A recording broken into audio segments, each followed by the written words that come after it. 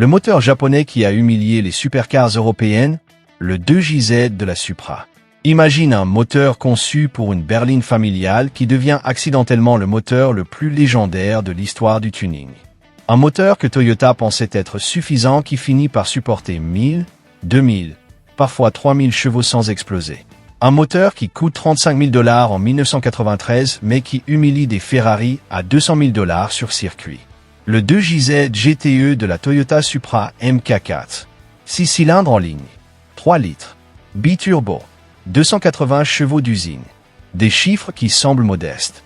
Mais c'est là que commence la légende. Parce que ces 280 chevaux ne sont qu'un début. Un mensonge volontaire imposé par une réglementation japonaise absurde. En réalité, ce moteur développe 320 chevaux stock. Et avec quelques modifications basiques, il monte facilement à 5 cents, 8 cents, 1000 chevaux. Il devient le moteur préféré des dragsters, des drifters, des coureurs de circuit. Le moteur qui transforme une Supra ordinaire en tueuse de supercars européennes. Aujourd'hui, on va décortiquer pourquoi le 2JZ est devenu immortel. Les secrets d'ingénierie qui le rendent indestructible. Comment la culture tuning l'a transformé en légende. Et surtout, pourquoi 30 ans après sa sortie, il reste le moteur le plus recherché et le plus cher du marché de l'occasion. Reste jusqu'à la fin, car l'histoire du record mondial de puissance sur un 2JZ va te montrer à quel point ce moteur défie toute logique. Et tout est en description avec les builds légendaires, les records et les spécifications techniques complètes. Abonne-toi maintenant si tu veux découvrir les secrets des moteurs les plus mythiques de l'histoire automobile. Commençons par le contexte, car comprendre d'où vient le 2JZ explique pourquoi il est si spécial. 1990, Toyota domine le marché automobile mondial. Fiabilité légendaire, qualité inégalée, mais images ennuyeuses. Toyota veut créer une supercar japonaise qui rivalise avec les Porsche, Ferrari, Corvette. Le projet s'appelle A80, nom de code interne pour ce qui deviendra la Supra MK4. Le brief est simple. Créer la meilleure GT japonaise capable de dépasser 280 km/h et d'embarrasser les Européens sur circuit. Mais il y a un problème. En 1989, les constructeurs japonais signent un gentleman agreement, limiter volontairement la puissance à 280 chevaux pour toutes les voitures produites au Japon. Raison officielle, sécurité routière. Raison réelle, pression gouvernementale pour calmer la guerre de puissance entre Honda, Nissan, Toyota, Mazda. Ce plafond absurde signifie que Toyota ne peut pas annoncer plus de 280 chevaux, peu importe la puissance réelle du moteur. C'est là que les ingénieurs Toyota font preuve d'un génie sournois. Ils décident de créer un moteur capable de beaucoup plus que 280 chevaux. Mais sur papier, il développera exactement 280. Le reste, caché, bridé électroniquement, prêt à être libéré. 1991, le projet 2JZ commence. 2JZ signifie 2 égale deuxième génération de la série JZ, J égale famille de moteurs, Z égale performance. Le suffixe GTE signifie G égale performance, T égale twin turbo, E égale électronique fuel injection. Le 2JZ n'est pas créé de zéro. C'est l'évolution du 1JZ, moteur qui équipait déjà la Supra MK3 et diverses Toyota. Mais presque tout est redessiné.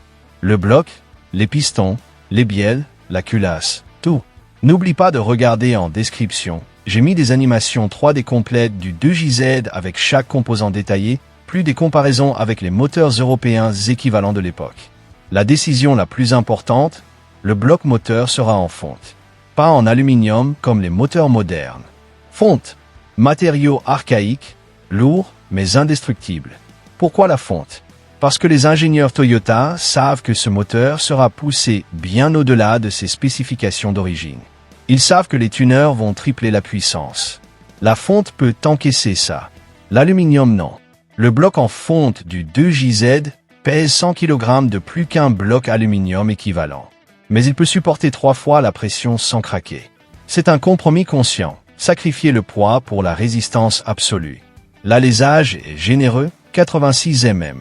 La course est longue, 86 mm configuration square parfaite, équilibre idéal entre couple à bas régime et puissance à haut régime. Cylindrée totale, 2997 cm3, arrondi à 3 litres. Les chemises de cylindres sont épaisses. 5 mm d'épaisseur. Les moteurs modernes ont des chemises de 2 à 3 mm Toyota, double l'épaisseur. Résultat, le bloc peut supporter 40 plus bars de pression de suralimentation sans déformation. Le vilebrequin est forgé en acier au chrome-molybdène. Pas coulé. Forgé. Processus plus cher, mais résistance 10 fois supérieure. Ce vilebrequin peut supporter 2000 Nm de couple sans broncher. Stock, le moteur produit 431 Nm. Il y a une marge de sécurité de 400%. Les bielles sont forgées également. H-Beam Design, profil qui maximise la résistance tout en minimisant le poids. Chaque bielle peut supporter 800 chevaux par cylindre. 6 cylindres. 4800 chevaux théoriques avant rupture. Le moteur produit 280 chevaux stock. Marge de sécurité 1600%. Tu commences à voir le pattern? Chaque composant du 2JZ est surdimensionné de façon ridicule. Toyota a créé un moteur capable de supporter 5 à 10 fois sa puissance d'origine. Les pistons stock sont coulés en aluminium. C'est le seul point faible. Mais même eux peuvent supporter 450 à 500 chevaux sans problème. Au-delà, il faut les remplacer par des pistons forgés. Mais tout le reste, stock jusqu'à 8 cents plus chevaux. La culasse est en aluminium avec 4 soupapes par cylindre. Double arbre à cam en tête. Distribution par chaîne, pas par courroie. La chaîne dure 3 cents 000 plus kilomètres. Les courroies doivent être changées tous les 100 000. Le système de suralimentation est une merveille. 2 turbos Garrett CT12 à monter en parallèle. Configuration Twin Turbo séquentielle. À bas régime, un seul turbo fonctionne pour éliminer le lag. À haut régime, les 2 turbos fonctionnent simultanément. Pression de suralimentation stock, 0,7 bar. Modeste, mais les turbos peuvent facilement supporter 1,2 à 1,5 bar sans modification. Juste en reprogrammant l'écu. Résultat immédiat, passage de 320 à 450 chevaux. Le système d'injection est séquentiel. 6 injecteurs haute impédance. Débit stock, 440 cc minute par injecteur. Suffisant pour 280 chevaux, mais limite à 400 chevaux. Premier upgrade évident. Injecteur 550 cc ou 750 cc. L'écu Toyota stock est limité mais à câble. Les tuneurs ont rapidement appris à le reprogrammer. Puis des ECU aftermarket comme AM, Altec, Motec sont apparus, permettant un contrôle total. Le système de refroidissement est massif. Radiateur surdimensionné, pompe à eau robuste, thermostat précis. Le 2JZ ne surchauffe jamais, même sous charge extrême. Toyota a appris des échecs de la Supra MK3 qui avait des problèmes de joint de culasse. Le MK4, zéro problème. 1993, la Supra MK4 est lancée. Prix aux États-Unis, 35 000 à 45 000 $ selon la version. Le moteur 2JZ GTE développe officiellement 280 chevaux. Tout le monde sait que c'est un mensonge.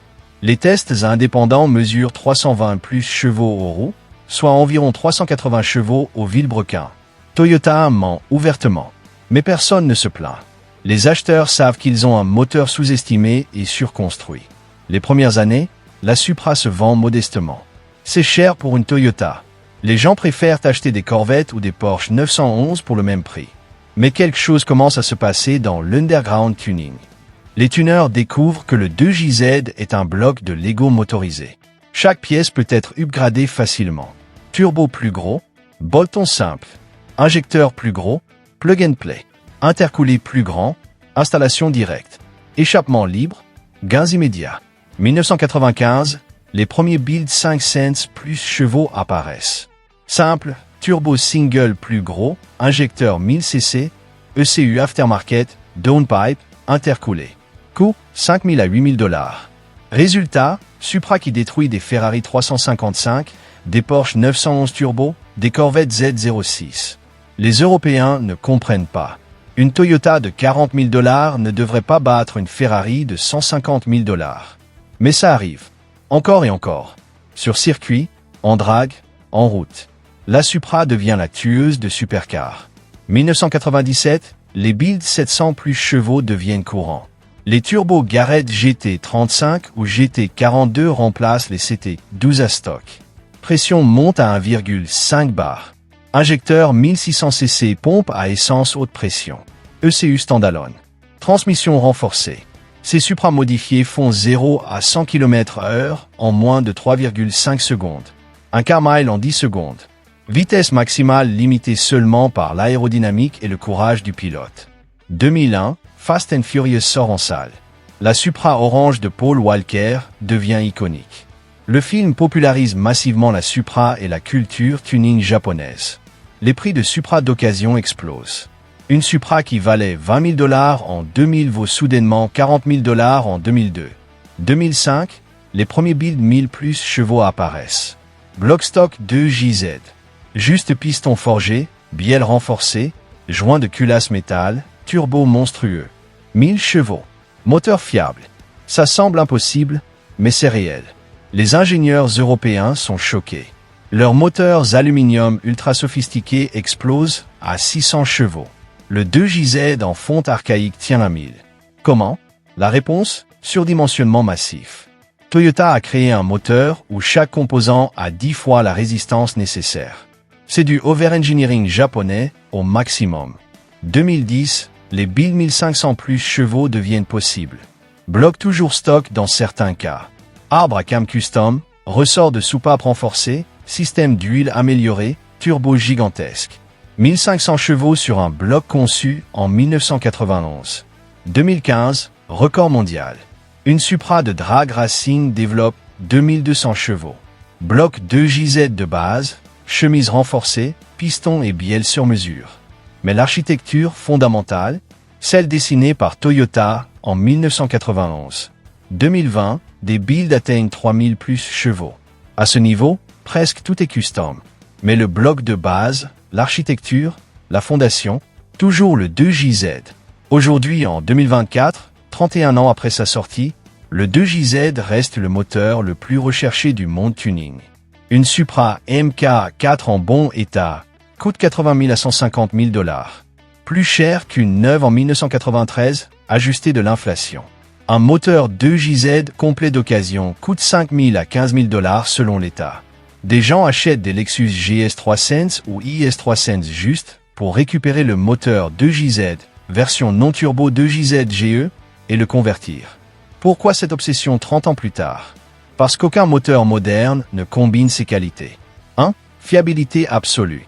Un 2JZ bien entretenu dure 500 000 km facilement. Certains dépassent 1 million de kilomètres. 2. Potentiel tuning infini. De 280 à 3000 chevaux sur le même bloc de base. 3. Disponibilité des pièces. Aftermarket massif. Chaque pièce imaginable existe. 4. Simplicité. Pas d'électronique complexe. Pas de système propriétaire. Juste un moteur solide que n'importe quel mécanicien compétent peut travailler. 5. Sonorité. Le 6 cylindres en ligne à la sonorité est mélodieuse, profonde, satisfaisante. Avec un échappement aftermarket, c'est une symphonie mécanique. Les moteurs modernes sont plus légers, plus efficaces, plus propres. Mais ils sont fragiles. Bloc aluminium mince, électronique complexe, impossible à modifier sans tout casser. Le 2JZ est l'opposé. Lourd, simple, robuste. C'est un marteau. Tu peux le torturer pendant 30 ans, il continue de tourner. Comparons avec les concurrents de l'époque. Ferrari F355, 1994, V8 3,5 litres, 380 chevaux. Magnifique, mais fragile. Révision tous les 15 000 km coûtant 10 000 $. Impossible à tuner sans tout exploser. Porsche 911 Turbo 993, 1995, flat 6 3,6 litres biturbo, 408 chevaux. Excellent moteur, mais modification coûteuse et complexe. Tuning limité à 600 chevaux sans reconstruction complète. Chevrolet Corvette C5, 1997, V8 5,7 litres, 345 chevaux. Bon moteur américain, potentiel tuning correct. Mais architecture push-rod limitée. Difficile de dépasser 700 chevaux atmosphériques. Nissan Skyline GTR R34, 1999, RB26 DED 2,6 litres, 280 chevaux, officiellement. Excellent moteur, rival direct du 2JZ. Mais bloc aluminium, moins robuste. Limite à 800 chevaux sans renforcement majeur. Le 2JZ les bête tous en longévité, potentiel tuning et coût de maintenance. Spécification finale du 2JZ GTE. Configuration 6 cylindres en ligne. Cylindrée 2997 cm3. Alésage X-Course 86x86 mm. Bloc fonte. Culasse aluminium DACT 24 soupapes. Taux de compression 8,5 1. Suralimentation Twin Turbo séquentiel CT12A. Puissance officielle 280 chevaux à 5600 tours par minute. Puissance réelle 320 plus chevaux. Couple officiel 431 Nm à 4000 tours par minute. Régie maximale 7000 tours par minute, coupure. Poids 230 kg, complet avec turbo. Potentiel tuning 1000 plus CV sur bloc stock. Record sur base 2JZ. Drag Racing 3000 plus chevaux. Circuit 1200 chevaux, catégorie Time Attack. Route 800 chevaux, usage quotidien fiable. Durabilité 1 million plus kilomètres documentés. Si cette plongée dans la légende du 2JZ t'a passionné, abonne-toi pour plus d'histoires sur les moteurs mythiques. Et regarde en description. J'ai compilé les builds les plus fous, les records mondiaux, les comparatifs techniques et une liste des meilleures modifications. Le 2JZ n'est pas le moteur le plus puissant, ni le plus léger, ni le plus efficace, mais c'est le moteur le plus légendaire du tuning moderne. Un bloc en fonte archaïque conçu pour une berline familiale qui a humilié toutes les supercars européennes pendant 30 ans. Un moteur de 280 chevaux qui devient 3000 sans exploser. C'est l'héritage ultime de Toyota. Ils ont créé par accident le moteur immortel. Un moteur qui transcende son époque, qui défie la logique moderne, qui reste pertinent 30 ans après. Les ingénieurs Toyota de 1991 ne savaient probablement pas qu'ils créaient une légende. Ils construisaient juste un moteur solide selon la philosophie Toyota. Over-engineer everything. Mais cette philosophie a créé quelque chose de spécial. Quelque chose que l'industrie moderne a oublié comment faire. Un moteur indestructible que tu peux pousser jusqu'aux limites de la physique. Le 2JZ GTE. 3 litres. 6 cylindres. Fonte. Twin Turbo. Immortel.